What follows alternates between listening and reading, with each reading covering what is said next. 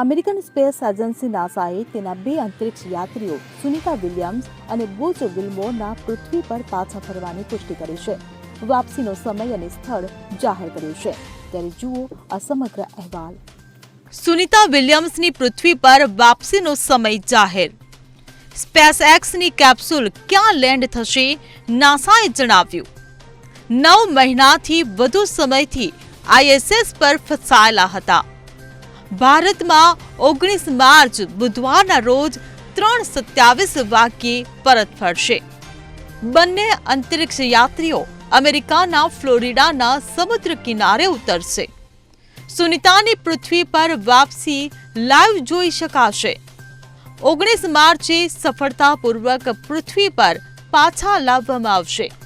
છેલ્લા 9 મહિનાથી international space સ્ટેશનમાં ફસાયેલા બંને અંતરિક્ષ યાત્રીઓ અમેરિકાના ફ્લોરિડાના સમુદ્ર કિનારે ઉતરશે. બુચ વિલ્મોર અને સુનિતા વિલિયમ્સને સ્પેસએક્સ ક્રૂ ડ્રેગન યાનમાં પાછા લાવવામાં આવશે. છેલ્લા 9 મહિનાથી ઇન્ટરનેશનલ સ્પેસ સ્ટેશનમાં ફસાયેલા બંને અંતરિક્ષ યાત્રીઓને 19 માર્ચે સફળતાપૂર્વક પૃથ્વી પર પાછા લાવવામાં આવશે. નાસાએ બંનેની વાપસીને લઈને આ મોટું અપડેટ આપ્યું છે. બુચ વિલ્મોર અને સુનિતા વિલિયમ્સ ગયા વર્ષે જૂનમાં તેમના મિશન પર અંતરિક્ષમાં ગયા હતા. તેના સ્ટારલાઇનર યાનને નુકસાન પહોંચ્યું હતું. આવી સ્થિતિમાં બંને 9 મહિનાથી વધુ સમયથી ISS પર ફસાયેલા હતા. હવે તેમને પાછા લાવવા માટે સ્પેસએક્સ ડ્રેગનનો ઉપયોગ કરવામાં આવી રહ્યો છે.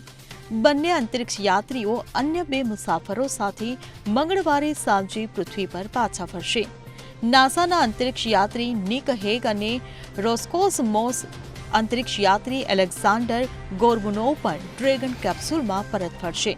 નાસાએ જણાવ્યું છે કે અંતરિક્ષ યાત્રીઓ પાછા લાવતું આ યાન મંગળવારે સાંજે લગભગ 5:57 વાગ્યે એટલે કે ભારતમાં 19 માર્ચ બુધવારના રોજ 3:27 વાગ્યે ફ્લોરિડાના દરિયા કિનારે પહોંચશે.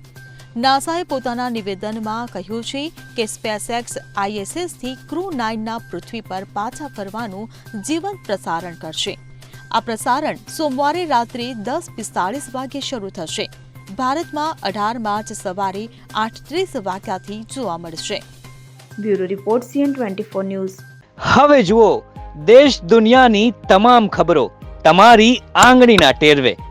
ઉઠાવો મોબાઈલ અને Google Play Store પરથી ડાઉનલોડ કરો અમારી CN24 ન્યૂઝ મોબાઈલ એપ.